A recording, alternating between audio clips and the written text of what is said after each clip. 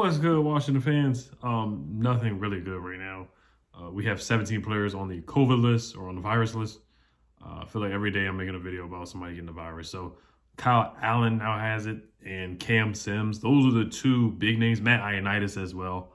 Our defensive line basically is in shambles. I do have the list up here that people who tested positive today: Kyle Allen, Cam Sims, Sammy Reyes, the tight end, Montez Sweat already, James Smith-Williams already, Casey Toohill already, Jonathan Allen, we already knew about that, Tim Settle yesterday, Matt Ioannidis today, Khalid Hudson, who's on injury reserve anyway, David Mayo tested positive or is on the COVID list, the linebacker named Milo Eifler, Kendall Fuller, we knew about that yesterday. He's not vaccinated, so he has to be out for 10 days. Same thing as Montez Sweat. And so Kendall Fuller most likely will be missing the Cowboys game as well. Safety Derek Forrest, William Bradley King, and tight end Tamarick Hemingway. So the big news, in my opinion, is Cam Sims. Kyle Allen, we do need him because Taylor Heinicke, we don't know how healthy he is. And him having a knee injury, his best attribute or his best talent is him being mobile, him using his mobility, his escapability. So we just had to be prepared for Kyle Allen playing possibly if Taylor Heinicke does re-aggravate the knee injury or the elbow injury that he has. You know, we had to be ready. Kyle Allen would have to be ready. So, or Kyle Shermer, whoever. So we did sign Jordan Ta'amu, who was on the roster before in minicamp, who I do like a lot. He played in the XFL for the Battlehawks, was starting over Taylor Heinicke, who played for the St. Louis Battlehawks as well. I like this guy, Jordan Ta'amu, and I said that over the summertime. I like him a lot. He's athletic. He can run. He has a strong arm. Went to Ole Miss, 24 years old from Hawaii. He's 6'3", 214 pounds. He has good escapability and mobility as well. And he has a little bit more zip on his passes than what Taylor Heinicke does. You look at his numbers in the XFL. I know it's the XFL, but he had a 72% completion percentage in 5 starts, 5 touchdowns, 2 picks, 101.3 quarterback rating, 217 rushing yards, 5.3 yards per carry, a touchdown off of 41 attempts. So I like this guy, Jordan Ta'amu, a lot. I really do. I'm intrigued by him, and I'd rather see him play than Kyle Shermer if it does have to get to that point. Hopefully, Taylor Heinicke can start and finish the game and play well on Sunday against the Eagles.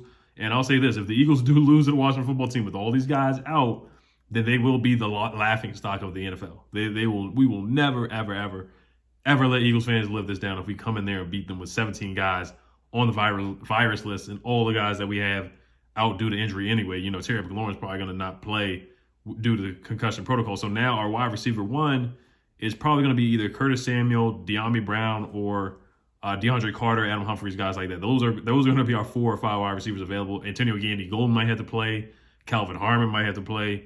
So it is getting bad. I mean, David Bada we might have to sign him. I don't know if he's still on the roster or not. David Bada might have to play on the defensive line. I mean, it's getting that bad to that point.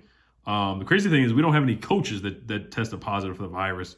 And Taylor Heinicke, he hasn't tested positive for the virus either. So that is very interesting there. So, you know, you look at our depth chart right now. Shaka Toney is going to start, and Deron Payne will start. Daniel Wise will start at defensive tackle. Bumi Rotimi, or as Ron Rivera says, Bumi Rotimi will start. And then Nate Orchard will be the backup defensive end. Cole Holcomb is the starting linebacker. Jamin Davis, Landon Collins are our 3 starting linebackers. Cornerback, William Jackson, Danny Johnson will be the starting cornerback on the other side. He was doing really well in the slot as our slot corner. Jeremy Reeves has been elevated. Bobby McCain will start. Cam Curl, of course. Corn Elder.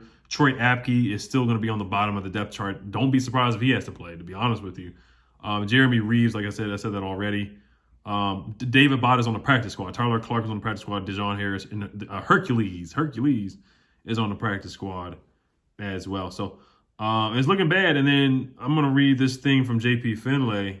That was from Ben Stanley, who tweeted that out, our depth chart, just to let you guys know, because if they're not going to postpone this game. We already saw with the Broncos where they had the 3rd string wide receiver playing quarterback or something like that for the Broncos last year.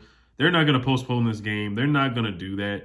And if they do cancel the game, it would be a forfeit on our part because we have a lot of guys that are unvaccinated. You know, Montez Sweat not vaccinated, Kendall Fuller not vaccinated. So I know we're 90% vaccinated from what I've seen or heard.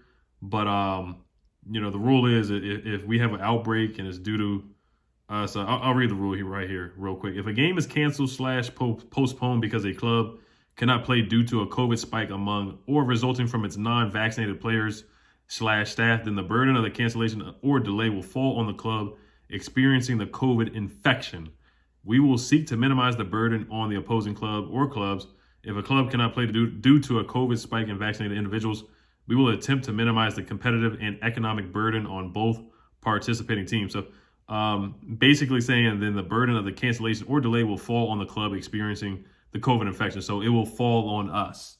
The burden will fall on us, basically saying that we probably will be asked or forced to forfeit the game. So that's tough. And Cam Sims played really well. He mauled Trayvon Diggs. I wanted to see him get some more opportunities. I'd rather see him get some more plays called for him rather than for Curtis Samuel and De'Ami Brown. I just think he's played better with limited opportunities and limited snaps. I thought Cam Sims has played better than those guys, to be honest with you, especially with Terry McLaurin being out. So if Kelvin Harmon gets called up, I'm intrigued by that. I'm intrigued by AGG. Travis Fulgham, who used to play for the Eagles, is a free agent. He was cut the other day. I think we should sign him, to be honest with you. So, but like I said, the write-up for Jordan Ta'amu, some of his strengths is that he possesses NFL arm talent, and that is the knock on Taylor Heinicke. That's probably why Jordan Ta'amu started over Taylor Heinicke. And his another strength for him, this is on his NFL draft write-up, he has good drive velocity with additional ability to quick flip with zip. He did go to Ole Miss as well, had 19 touchdowns and 9 picks in his senior year with Ole Miss. He will uncork deep throws early to take safety help out of the play. So, but like, hey, I'm not going to go too much into Jordan Ta'amu, but I am intrigued to see this guy play. Also, the playoff hopes and playoff chances is looking slimmer and slimmer. But like I said, I mean, this is a winnable game. If you can stop the run with Jalen Hurts, keep him in the pocket, make him throw the football. You look what the Giants did where he's throwing interceptions left and right. They can win this game. It's just going to come down to the turnover battle. We just don't turn the football over. I really do think it's a winnable game, but it's just going to be hard to stop that rushing attack without John. If John Allen can't play and, Matt Ioannidis can't play, if guys like that are not available, it is going to be tough. But Quez Watkins is out. They're one of the number 2 wide receivers. Jalen Reagor is awful. And Devontae Smith, that's one guy. You have William Jackson. You just match him up with William Jackson. And William Jackson's played good football the last couple of games. So that's a matchup where I'm very intrigued to see that. But other than that, they don't really have any explosive wide receivers like that. And they don't throw the football. Jalen Hurts is not looking to throw the football. So they really want to run the ball. So we can limit or stop their run game and make the game ugly. Washington football team, they have a legitimate chance to win. Even with all these COVID guys, all these guys, possibly being out to COVID. Like I said, John Allen can still return if he has 2 negative tests. Matt Ioannidis, he's vaccinated, so if he has 2 negative tests, I really do think they can win this game. I'm not optimistic about it, but we're not playing the Buccaneers. We're not playing who we did beat. We're not playing the Rams. We're not playing one of the better teams in the NFL. That's all I'll say on that.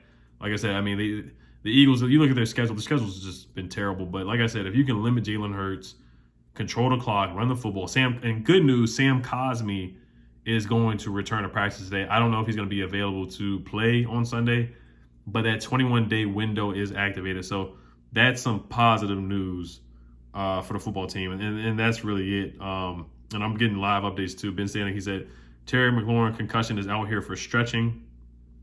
Also, there was a small update on J.D. McKissick. I'm going to see if he was out there at practice today. JP Finley said in non-COVID news, he does not see J.D. McKissick and Terry McLaurin walking to the side field with trainers. But Ben Stanek did just say that Terry McLaurin's out there stretching. So we'll see what happens with these guys. It is Wednesday. It's still early. But like I said, it really is a winnable game. I'll say that. It is a winnable game. This is a winnable game. Like I said, if you can limit Jalen Hurts, make him into a passing quarterback, then the Washington football team has a chance to win. They have to catch interceptions. We could not drop interceptions because Jalen Hurts, he will throw one to you. You cannot, Kendall Fuller, you cannot drop any, he's not going to play. But Bobby McCain, you can't drop any picks. William Jackson can't drop any picks. All these guys, you cannot drop interceptions. That's going to be a huge key to victory on Sunday is catch. Because Dak Prescott threw about 5. Dak should have thrown 5 interceptions. He really should have thrown in 5 interceptions. Taylor Heinicke could have thrown 5 interceptions. But if we would have caught at least 2 or 3, and I'm getting in woulda, coulda, shoulda stuff, but this is stuff that we have to improve on against Jalen Hurts. We got to catch every interception he throws our way. So, all right, guys, head on football team. Let me know what you guys think. Peace.